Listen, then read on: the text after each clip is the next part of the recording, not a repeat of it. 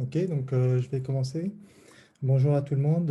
Moi, c'est Nadi Tomé, donc du LIPN, de l'université Paris 13 anciennement. Maintenant, ça s'appelle Sorbonne Paris Nord. Donc, je vais vous présenter un travail qu'on a fait avec Joseph Leroux, mon collègue au LIPN, avec un stagiaire que nous avons accueilli cette année, donc Yash Kanampati. Et c'est un travail en collaboration avec Dima Taji et Nizar Abash de l'université NYU à Abu Dhabi. L'idée, c'est donc de faire de l'analyse en dépendance dans une famille d'algorithmes appelés EasyFirst, en proposant une extension multitâche de cet algorithme afin de tirer profit de complémentarité entre différents formalismes disponibles pour la langue que nous étudions. Euh, pardon.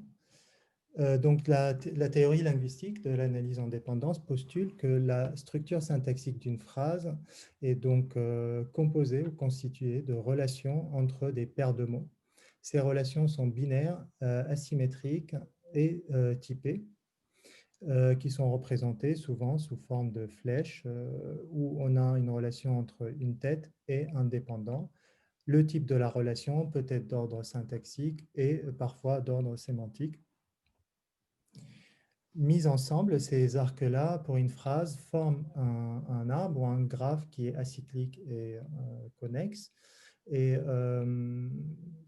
dans ce graphe-là, on voit pour chaque mot, il dépend de quel autre mot de la phrase. L'analyse en dépendance donc, revient à trouver pour une phrase en entrée l'arbre syntaxique qui le représente. Et cette tâche-là est devenue très populaire en traitement des langues ces dernières années parce que justement, on a démontré qu'il a été bénéfique pour plusieurs applications en aval, comme l'extraction d'informations, comme l'extraction d'entités nommées par exemple, l'analyse de sentiments ou encore la traduction automatique et questions-réponses aussi et d'autres applications. Cela en partie est donc grâce à la possibilité d'encoder dans ce type de représentation des aspects syntaxiques de la phrase, mais sémantiques également.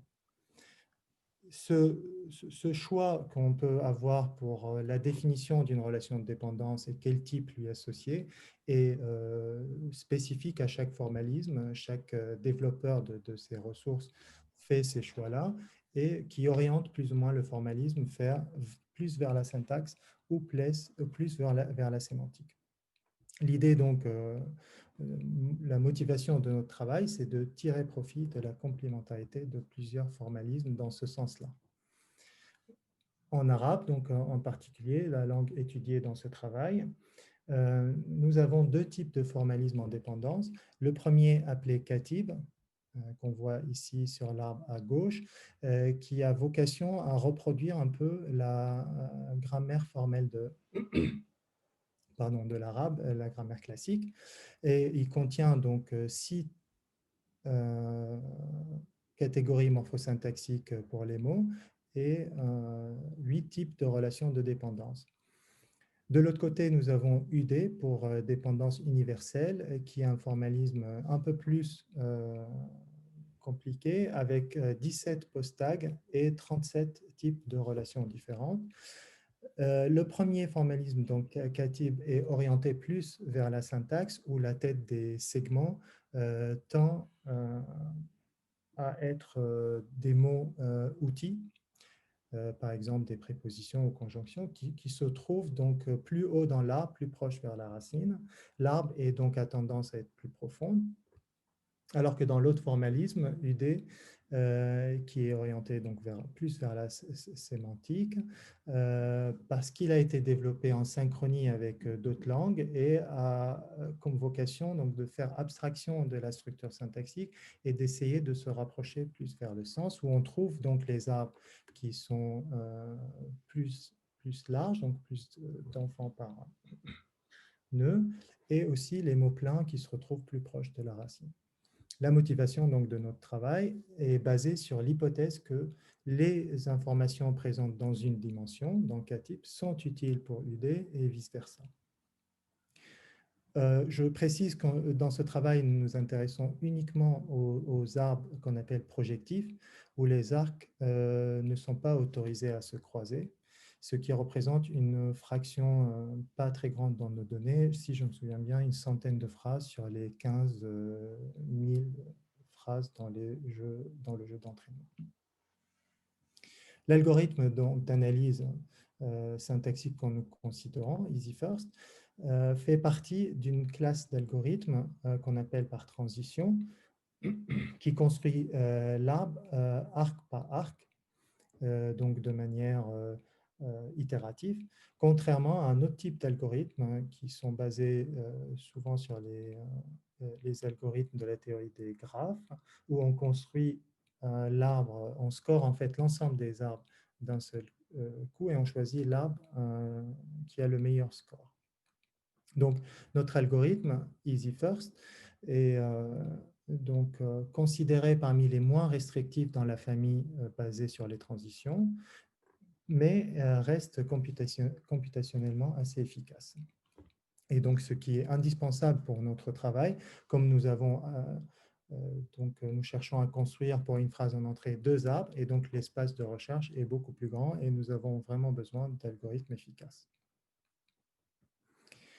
Donc, comment cet algorithme marche rapidement? Nous considérons donc, pour cet exemple, une séquence de mots. Entre chaque paire de mots, nous avons une possibilité deux possibilités d'arc, soit un arc de gauche à droite ou de droite à gauche.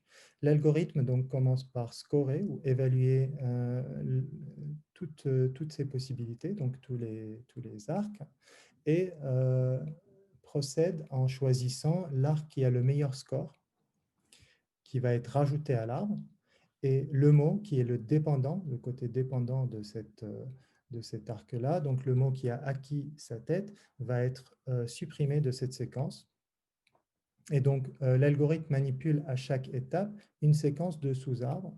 Ces séquences-là, ils sont considérées dans la fonction de score pour calculer le score de chaque arc.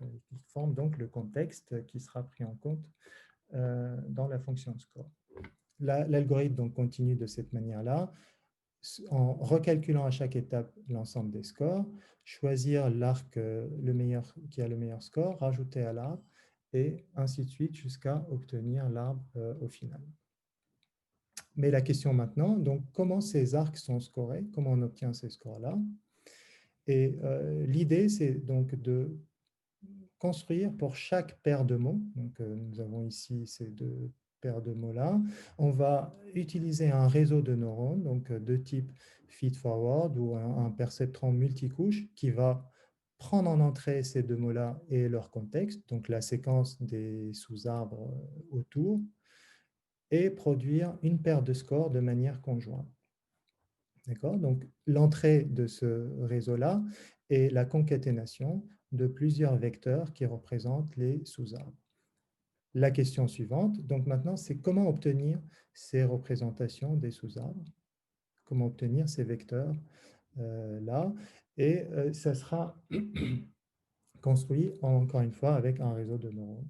L'idée, c'est de projeter donc chaque phrase, mais aussi chaque segment de phrase, donc chaque sous-arbre, dans un espace vectoriel à dimension D, de manière à que les propriétés linguistiques soient conservées dans cet espace-là. Donc, par exemple, plus de phrases ou de segments sont proches syntaxiquement, mais aussi sémantiquement, ils se retrouveront dans deux vecteurs proches dans l'espace vectoriel de projection. Donc l'algorithme qui va faire cet encodage-là est basé sur des LSTM hiérarchiques. Et l'idée, c'est donc de représenter avec un vecteur cette séquence de mots, mais aussi en prenant en compte la structure syntaxique de l'arbre. L'idée est de construire cette représentation d'en bas vers le haut. Donc, pour le mot ici, pour l'arbre enraciné en jumped, nous avons trois sous-arbres dans le contexte, un à gauche et deux sous-arbres à droite, donc enracinés en with et over. Pour le sous-arbre enraciné en Fox, on va construire sa représentation donc de manière récursive en utilisant deux réseaux LSTM. Un premier réseau qui va encoder la séquence des enfants à gauche en les parcourant du modifieur ou du dépendant le plus proche de la tête vers le plus loin. On obtient le dernier état de ce LSTM-là, qui est un vecteur de taille fixe, qu'on va concaténer au vecteur obtenu par le LSTM, qui va parcourir les enfants à droite dans le sens inverse. Une fois ces deux vecteurs sont concaténés, on les projette une deuxième fois vers un espace réduit pour obtenir un vecteur de la même taille. On répète ce processus-là pour les autres sous-arbres, donc with joy et over the fence. À ce moment-là, nous avons les représentations nécessaires pour construire la représentation pour le mot jump, donc qui est la racine de la phrase. Pareil, en utilisant un LSTM à gauche et LSTM à droite, concaténation et compression dans un vecteur de la même taille. Ce qui reste à savoir, c'est comment on obtient les représentations des feuilles ou en fait des têtes. Nous avons les représentations des modifieurs. Nous avons maintenant besoin des représentations pour les têtes. Et pour ça, on va utiliser dans ce travail-là un réseau de type PLSTM qui permet un encodage contextuel des mots et de leur étiquette morphosyntaxique. Donc, on va concaténer le mot avec son étiquette morphosyntaxique. On va passer cette séquence dans un réseau BLSTM, donc qui parcourt la séquence de gauche à droite et de droite à gauche, ainsi prenant en compte donc, le contexte dans les deux sens, et donne en sortie un vecteur qui représente l'élément lexical dans le contexte.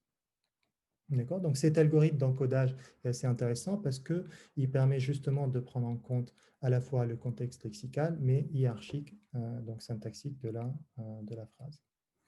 Donc pour résumer, nous avons en entrée la phrase et ses étiquettes morphosyntaxiques qu'on va projeter dans un espace d'embedding, concaténer, passer une couche affine pour les préparer à la couche suivante, qui est le réseau BLSTM d'encodage lexical et contextuel, passer ensuite dans un réseau LSTM hiérarchique pour obtenir l'encodage des sous-arbres, qui seront ensuite utilisés dans la fonction de score, qui a donc deux composantes, une composante pour l'arc typé et une composante sans le type, et qui nous donne donc l'embedding de ces relations, qui seront ensuite utilisées par l'algorithme EasyFirst afin de construire l'arbre. Nous pouvons faire exactement pareil pour l'autre dimension, donc l'autre triban, qui est K-type dans notre cas. Ces deux modèles-là, on peut donc les construire de manière complètement indépendante. Ces modèles ne communiquent pas ni pendant l'apprentissage, ni pendant l'analyse, mais on peut donc modifier cela, et c'est ce qu'on propose dans ce travail-là, c'est de faire communiquer ces deux modèles. Et nous pouvons envisager trois solutions. La première, c'est d'entraîner chaque modèle de manière séparée, avec ses paramètres séparément, deux fonctions objectives séparées, et utiliser les représentations calculées dans une dimension comme des features pour l'autre. Mais cela est compliqué parce que ça nécessite un entraînement par validation croisée et ça ne permet pas une efficacité qu'on cherche à avoir. Une autre possibilité, c'est de garder l'ensemble de ces deux paramètres séparés, mais les entraîner de manière jointe en laissant les uns influencer les autres par régularisation, par exemple, et c'est ce qu'on considérera dans un projet futur. L'approche que nous avons suivie dans ce travail-là, c'est de mutualiser les paramètres, c'est-à-dire les partager de manière appelée hard, partage direct entre les deux modèles, et les apprendre de manière jointe, donc avec une seule fonction objective à optimiser. Nous avons plusieurs possibilités de partage. La première, c'est au niveau des embeddings de mots qui peuvent être partagés entre les deux modèles. Deuxième, au niveau de l'encodage lexical. Au niveau du réseau de scores, mais aussi des représentations des sous-arbres. Et tous ces paramètres, donc encore une fois, sont entraînés de manière jointe avec une seule fonction objective. Donc, nous avons testé ces configurations sur nos données qui contiennent à peu près 15 000 phrases de train et 2000 de dev et de test.